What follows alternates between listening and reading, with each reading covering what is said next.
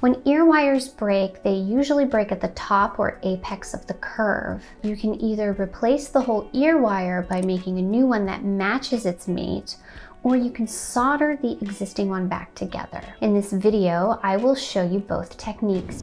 Materials you will need today: a pair of earrings with an ear wire, 20 to 22 gauge wire that matches your earrings. You need about 3 inches, flat round pliers, needle nose pliers, flush cutters, a ruler, a file, saving solution, flux, easy or repair solder, your soldering setup, a magnetic tumbler, a rubber wheel, and a polishing wheel. The ear wire on these earrings are very small, so I will start with about 1.5 inches of 22 gauge wire in 14 karat gold.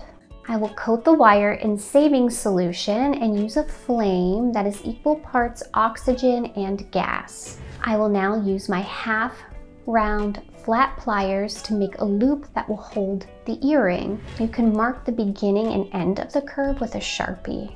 At the end of the ear wire, the wire flips up a bit to prevent the wire from falling out of the ear. Once the wire is ready, you can install the earring by opening and closing the ear wire's loop as you would a jump ring.